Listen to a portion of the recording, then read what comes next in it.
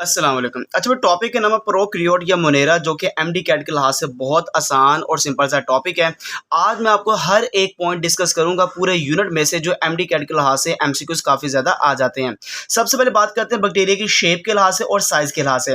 Size जो bacteria का range है वो 0.1 से लेकर 600 माइक्रोमीटर आपको नज़र आता है। सबसे छोटा जो माइकोप्लाज्मा स्मॉलेस्ट है 100 से लेकर 200 नैनोमीटर इसका साइज़ है। एस्कर्शिया कोलाई का 1.1 से लेकर 1.5 माइक्रोमीटर विड्थ है और 2 से लेकर 6 माइक्रोमीटर इसकी लेंथ होती है। स्पायरोचीट का 500 माइक्रोमीटर इसकी लेंथ होती है। स्टिफ्लोकोकाई का 0.75 से लेकर 1.25 माइक्रोमीटर इसका डायमीटर है। और अप्यूलोपिशियम फिशलोसोनिस सबसे बड़ा बैक्टीरिया है, लॉन्गेस्ट बैक्टीरिया 600 माइक्रोमीटर इसकी लेंथ है और 80 माइक्रोमीटर इसकी थिकनेस होती है। ये आपने कुछ जो साइज के लिहाज से मैंने आपको बैक्टीरिया के नाम बताए हैं, ये आपने याद कर लेने हैं। शेप के लिहाज से बैक्टीरिया की 3 शेप है, या तो कोकाई फॉर्म में होगा, या बेसिलाई फॉर्म में होगा, या स्पाइरल फॉर्म में होगा। कोकाई कहते हैं स्पाइरल या ओवल शेप वाले बैक्टीरिया को, रोड शेप बैक्टीरिया को बेसिलाई कहते हैं, और जो स्प्रिंग या कर्व फॉर्म में होता है उसको आप स्पाइरल कहते हैं। अब ये शेप के लिहाज से मैंने सारी डिवीजन की है बैक्टीरिया की। जैसे कोकस, ये स्फेरिकल है और कोई भी इसमें डिवीजन नहीं है, तो आप इसको कोकस कहेंगे जो स्फेरिकल है। अगर सिंगल प्लांट डिवीजन हो जाए तो 2 कोकाई बनते हैं, इसको डिप्लोकोकस कहते हैं। अगर सिंगल प्लांट डिवीजन है और कोकाई चेन फॉर्म में आ जाए तो चेन फॉर्म को स्टेप्टोकोकस कहते हैं। और अगर रैंडम प्लांट डिवीजन होगी, रैंडमली आप उसको डिवाइड करेंगे तो इरेगुलर अरेंजमेंट होगी, और इरेगुलर अरेंजमेंट जो ग्रेप्स लाइक होता है, ग्रेप्स अंगूरों की तरह, अंगूरों की गुच्छे की तरह, ये याद रखना, ग्रेप्स फॉर्म है, स्टिफ्लोकोकस कहते हैं। और टेट्रेड जो होता है स्क्वायर ऑफ 4 कोकाई है, जो 2 प्लांट्स ऑफ डिवीजन से बनता है। सार्सिना क्यूब या 8, मतलब 8 कोकाई होंगे तो सार्सिना बनेगा, जिसमें 3 प्लांट्स ऑफ डिवीजन होती है। आपने हर एक बैक्टीरिया की शेप के साथ प्लांट्स ऑफ डिवीजन को याद रखना है, और उसकी क्या अरेंजमेंट है, कितनी तादाद है, ये आपने याद रखनी है। बेसिला रोड शेप होता है, कोई डिवीजन नहीं है। डिप्लो बेसिलर, जैसे डिप्लो का लफ्ज आ गया, 2 बेसिलाई को आप डिप्लोबैसिलस कहते हैं, और ये बनता है जब सिंगल प्लांट डिवीजन होती है। स्टेप्टोबैसिलस चेन ऑफ बैसिलाई को कहते हैं, जिसमें सिंगल प्लांट डिवीजन होती है। और कोकोबैसिलस, याद रखना, रोड शेप विथ स्पाइरिकल, या स्पाइरिकल आता है या स्पाइरेंडन, जो भी लिखा हुआ है स्पाइरिकल आता है, ठीक है। रोश विद स्पाइरिकल, जो कि आप कह सकते हैं बैसिलस और कोकस को आपस में मिलाए तो बन जाता है कोकोबैसिलस, इसमें कोई डिवीजन नहीं है। स्पाइरल्स आपने याद रखना, स्पाइरली क्वाइल्ड होता है, जो कि जरा सा क्वाइल्ड फॉर्म में होगा, कोई प्लांट डिवीजन नहीं होगी, आप इसको डिवाइड फॉर्म में नहीं देख सकते। विब्रियो कोमा शेप्ड होता है, कोई डिवीजन नहीं है। स्पाइरिलम थिक और रिजिड स्पाइरल होता है, कोई इसकी डिवीजन नहीं है। और स्पायरोचीट के अंदर थिन और फ्लेक्सिबल रिजिड होता है, इसमें भी कोई डिवीजन नहीं होती।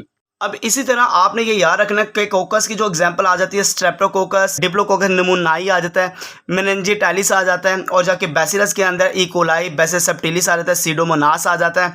जबकि स्पाइरल की जो एग्जांपल है विब्रियो, कोलरा और हाइपोमाइक्रोबियम, ये मैंने जो लाइन लगाई है याद रखिए, स्पाइरल की ये एग्जाम्पल है, बैसिलस की ये एग्जाम्पल है, और ये जो आपके सामने एग्जाम्पल बताई ये किसकी है, कोकस की है।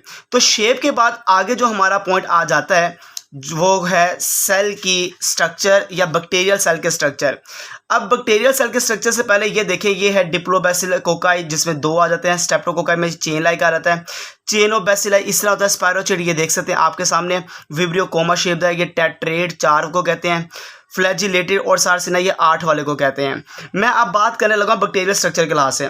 कुछ स्पेसिफिक स्ट्रक्चर जो हर बैक्टीरिया के पास नहीं मौजूद, जैसे कैप्सूल, स्लाइम, फ्लैजेला, पिलाई, फिम्ब्रियाई और ग्रैन्यूल्स। हर बैक्टीरिया के पास ये नहीं होते, किसी किसी के पास होते हैं, सबके पास ये नहीं होते हैं। सबसे पहले फ्लैजेला पिलाई में क्या फ़र्क है। Flagella thin long flexible helical है, एक बड़ा सा धागा होता है, लॉन्ग और थिन होता है।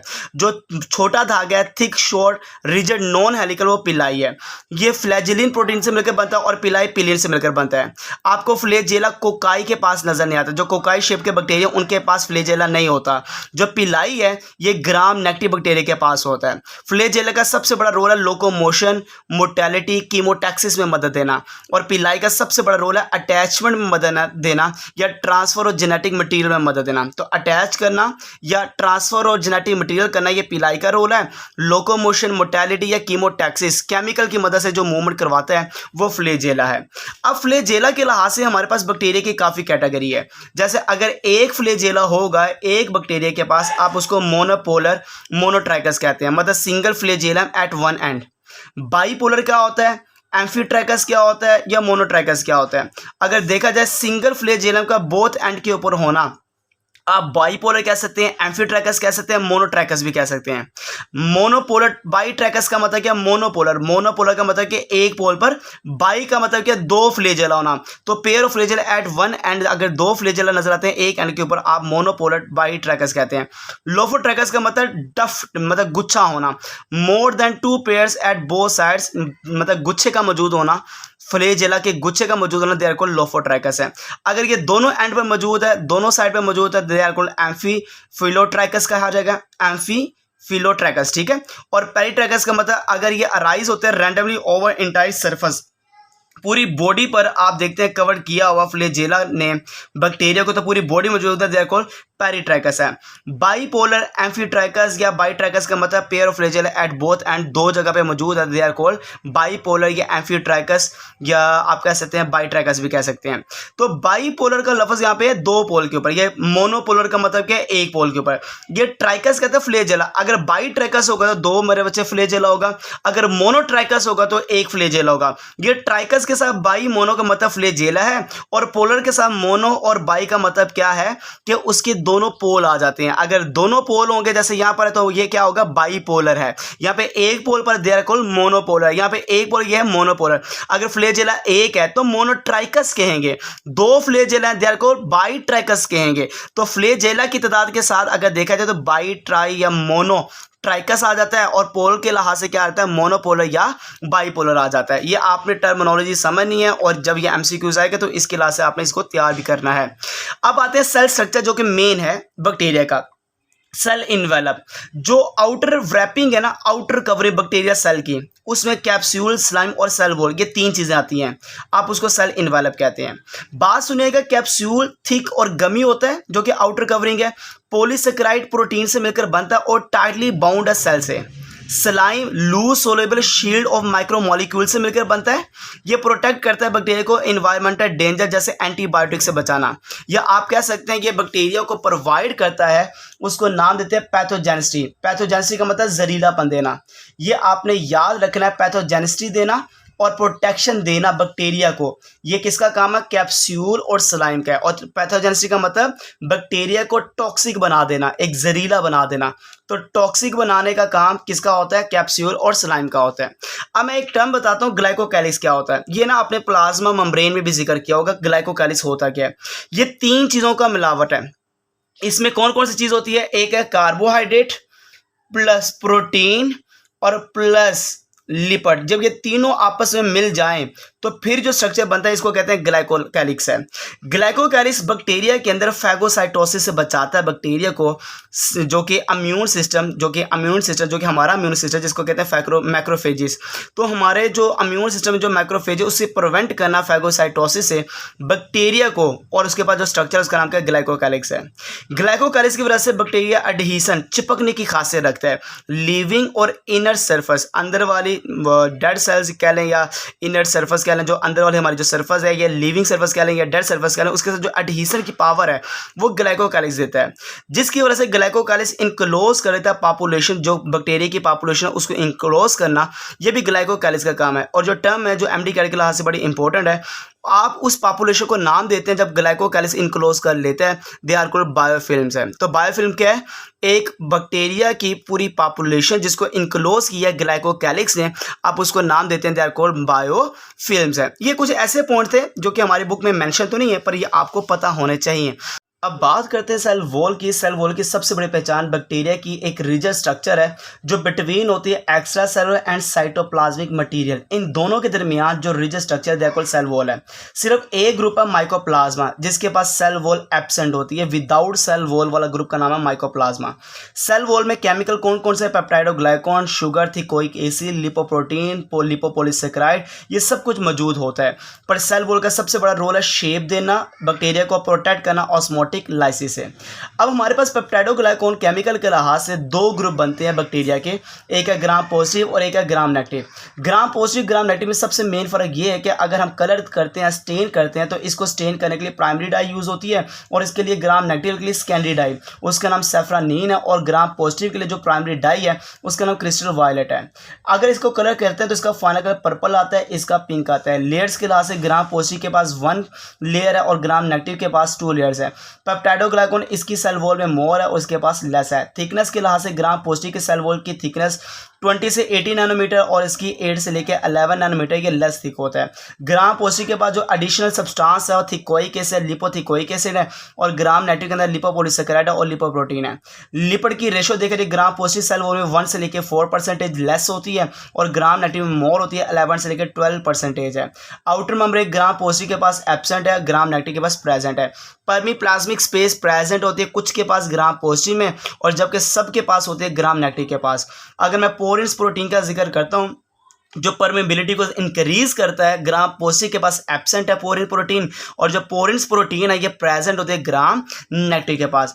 अब सेल वॉल के बाद अगर स्ट्रक्चर की बात की जाए सेल जो बैक्टीरिया सेल की, तो काफ़ी स्ट्रक्चर आते हैं। जैसे सबसे पहली बात है सेल मेम्ब्रेन। मैं मेन पॉइंट आपके सामने डिस्कस करूंगा।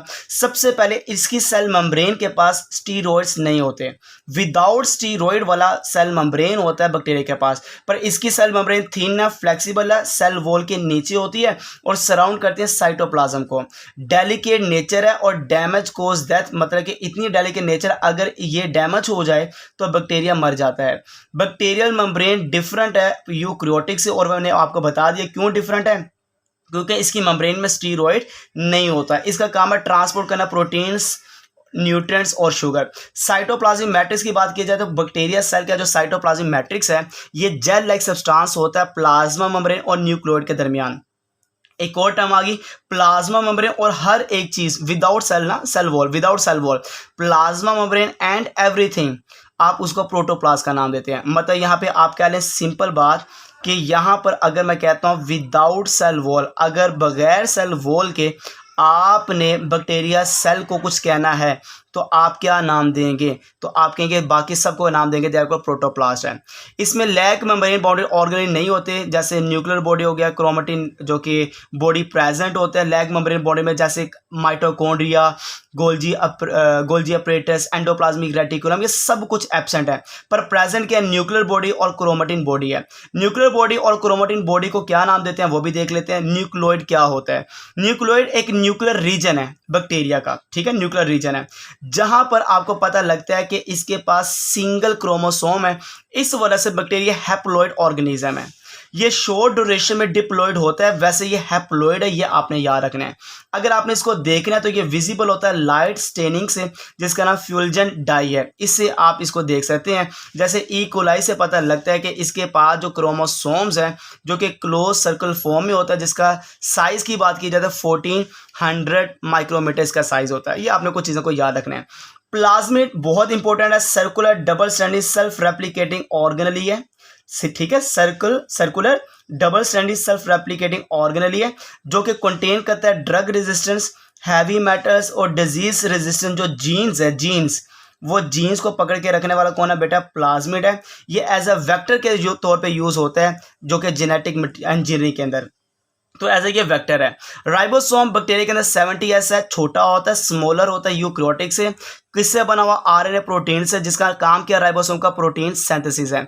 मीजोसोम क्या है, ये बेसिकली सेल मेम्ब्रेन है, पर जब सेल मेम्ब्रेन इन्वेजिनेट होती है साइटोप्लाज्म के अंदर तो वेजिकल्स और ट्यूब्यूल्स की तरह स्ट्रक्चर बनता है। ये वेजिकल और ट्यूब्यूल्स को नाम देते हैं, दे आर कॉल्ड मीजोसोम्स है, जो डीएनए रेप्लिकेशन और एक्सपोर्ट करना एक्सोसेलुलर एंजाइम को और सेल डिवीजन में मदद देना, ये जिसका रोल है ये मीजोसोम है, या आप इसको सेल मेम्ब्रेन कह सकते हैं। पर कौन सा सेल मेम्ब्रेन का पार्ट, जो इन्वेजिनेट है साइटोप्लाज्म के अंदर। इसी तरह अगर बैक्टीरिया सेल के अंदर देखा जाए तो बहुत सारे स्ट्रक्चर में से एक आता है स्टोरेज बॉडीज और ग्रैन्यूल्स। बैक्टीरिया हमेशा एग्जिस्ट करता है जब कॉम्पिटिटिव एनवायरनमेंट के अंदर, जब इसके पास लेस न्यूट्रिएंट्स है तो वो स्टोर कर लेता है कुछ चीज़ों को, जैसे यूजफुल चीज़ें क्या, ग्लाइकोजन, सल्फर और फैट है, और कुछ चीज़ों को बाहर निकाल देता है और उसका नाम अल्कोहल है, लैक्टिक एसिड है और एसिटिक एसिड है। ये आप देख सकते हैं ये वेस्ट मटेरियल है और ये इसके पास क्या आ गया, यूजफुल मटेरियल है, जिसमें ग्लाइकोजन, सल्फर और क्या आ गया, फैट आ गया। अब बात करते हैं दो चीज़ों में फ़र्क, स्पोर और सिस्ट में क्या फ़र्क है। स्पोर और सिस्ट बैक्टीरिया के अंदर बनते हैं। स्पोर इनसाइड होता है और सिस्ट बनता है आउटसाइड। स्पोर बैक्टीरिया को रेजिस्टेंस देता है लाइट डेसिकेशन पीएच से, और सिस्ट इसको डेसिकेशन रेजिस्टेंस देता है। ये जो स्पोर्स है ये डेवलप होता है at the end stage of bacterial cell. जब बैक्टीरियल सेल के एंड स्टेज होती है तो फिर स्पोर्स की फॉर्मेशन होती है, और जब ये बैक्टीरियल सेल की डिफरेंशिएशन वाली स्टेज आती है उस दौरान सिस्ट बनता है। इसकी एग्जांपल है एजिटोबैक्टर, और यहाँ पे आ जाता है एक्टिनोनाइट्स, जो कि हमारे पास एग्जांपल है बैक्टीरिया की जिसमें सिस्ट और स्पोर्स बनते हैं। अब हमारे पास आखिरी एक पॉइंट आता है जो कि बड़ा ही इंपॉर्टेंट टॉपिक है एमडी कैट के लिहाज से, वो बैक्टीरिया को कंट्रोल करने का मेथड। बैक्टीरिया को कंट्रोल करने के बहुत ज़्यादा मेथड है, केमिकल भी है और फिजिकल भी है। जैसे फिजिकली मेथड के अंदर देखा जाए, एक हीट है, रेडिएशन है, मेम्ब्रेन फिल्टर है, डिहाइड्रेशन करना है।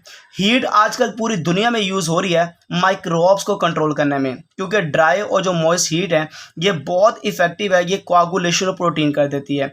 जब कोआगुलेशन प्रोटीन होती है तो वो बैक्टीरिया मर जाता है। रेडिएशन बहुत ज़्यादा यूज़ हो रही है, जो कि बिलो 300 नैनोमीटर वेवलेंथ होनी चाहिए, और आजकल जो यूज़ हो रही है वो गैमा रेज है जो स्टीरिलाइजेशन के अंदर यूज़ हो रही है। मेम्ब्रेन फिल्टर ये एक मेथड है जो कि आजकल यूज़ हो रहा है हीट सेंसिटिव कंपाउंड को क्लियर करने में, फिल्टर करने में। तो मेम्ब्रेन फिल्टर आजकल यूज़ हो रहा है हीट सेंसिटिव कंपाउंड को फिल्टर करना, जैसे एंटीबायोटिक्स को फिल्टर करना, सीरम जैसे सीरा जिसको कहते हैं, या वैक्सीन को फिल्टर करने में ये हम टेक्निक यूज़ कर रहे हैं। डिहाइड्रेशन ये बेसिकली फूड को डिहाइड्रेटेड करना, जब वो ड्राई हो जाता है तो बैक्टीरिया की ग्रोथ नहीं होती, तो डिहाइड्रेशन का प्रोसेस यूज़ हो रहा है। और इवन प्रिजर्वेशन के लिए हम पोटेशियम मेटाबाइसल्फाइड को यूज़ करते हैं ताकि एसिडिक इन्वायरमेंट दे सकें, जो कि अचार वगैरह हो गया उसके अंदर यूज़ करते हैं ताकि उसको बैक्टीरिया कोई माइक्रोब्स उसको डैमेज ना करें। एंटीसेप्टिक केमिकल जो कि एक मेथड है जिसमें हम बैक्टीरिया को मारने में मदद या बैक्टीरिया की ग्रोथ या मारने में मदद लेते हैं। एंटीसेप्टिक बेसिकली एक प्रोसीजर जिसमें एलिमिनेट करते हैं इन्फेक्शन। ये केमिकल सब्सटेंस यूज़ होते हैं इनहिबिट करने में ग्रोथ ऑफ माइक्रो ऑर्गेनिज्म। पर याद रखिएगा एंटीसेप्टिक किसके पे यूज़ होता है, नॉन लिविंग चीज़ के ऊपर, ये आपने याद रखना है। मतलब कि नॉन लिविंग के ऊपर जो आप यूज़ करते हैं, जैसे फर्श हो गया, जैसे वॉशरूम हो गया, वहाँ पे जो यूज़ हो रहा होता है वो एंटीसेप्टिक है। डिसइंफेक्शन याद रखना, सॉरी नॉन लिविंग कह दिया, लिविंग सब्सटेंस के ऊपर, नॉन लिविंग की डिसइंफेक्शन है। जो कहते हैं स्प्रिट वगैरह हो गया जो आप अपनी बॉडी के ऊपर यूज़ करते हैं, डिटोल हो गया, तो लिविंग जो यूज़ करते हैं अपनी बॉडी के ऊपर वो एंटीसेप्टिक है। डिसइंफेक्शन ये प्रोसेस है एलिमिनेट करना या पैथोजेनिक माइक्रो ऑर्गेनिज्म को, किलिंग ऑफ मोस्ट फॉर्म, जैसे आप कह लें पोटेशियम परमैंगनेट हो गया, अल्कोहल हो गया, फॉर्मल्डिहाइड हो गया। पर याद रखिए नॉन लिविंग सब्सटेंस के ऊपर, जो नॉन लिविंग सब्सटेंस है उसके ऊपर जो यूज़ होता है उसको नाम देते हैं, दे आर कॉल्ड डिसइंफेक्टेंट है। पर जो लिविंग सब्सटेंस के ऊपर यूज़ होता है, लिविंग चीज़ों के ऊपर, वो एंटीसेप्टिक है। कीमोथेराप्यूटिक एजेंट्स, जैसे आप कहते हैं कीमोथेरापेटिक एजेंट्स के अंदर एंटीबायोटिक्स आ जाती हैं जो वर्क करती है आजकल हमारी बॉडी के अंदर डिफेंस के तौर पर, जैसे सल्फानोमाइड्स, टेट्रासाइक्लिन, पेनिसिलिन, ये आजकल सारी एंटीबायोटिक्स हम यूज़ कर रहे हैं बैक्टीरिया को किल करने में या उसकी ग्रोथ को रोकने में। पर याद रखिएगा जो एंटीबायोटिक्स है ये भी दो तरह की है। एक होती है बैक्टीरियोस्टैटिक। बैक्टीरियोस्टैटिक का मतलब है कि ग्रोथ को रोकने वाली, ये इनहिबिट करती है ग्रोथ को। एक है बैक्टीरियोसाइडल। जो बैक्टीरियोसाइडल है, बैक्टीरियोसाइडल, साइडल का मतलब होता है किल करना। तो एक साइडल है, एक स्टैटिक है। जो ग्रोथ को रोकती है वो स्टैटिक है और जो मारती है वो साइडल है। इसी तरह वैक्सीन यूज़ हो रही है आजकल, ये भी मेथड जो preservation treatment to control microbial disease in human. तो आजकल हम क्या यूज़ कर रहे हैं, वैक्सीनेशन भी यूज़ कर रहे हैं। तो कंट्रोल ऑफ बैक्टीरिया में ये सारे मेथड आ जाते हैं। हीट आ गया, रेडिएशन आ गया, मेम्ब्रेन फिल्टर आ गया, डिहाइड्रेशन आ गया, एंटीसेप्टिक आ गया, डिसइंफेक्शन आ गया, कीमोथेराप्यूटिक आ गया जिसमें एंटीबायोटिक्स को यूज़ करना, और वैक्सीनेशन आ गया। ये सारी जो हमारे पास प्रोसीजर हैं बैक्टीरिया को कंट्रोल करने के लिहाज से। जज़ाकल्लाहुल खैर।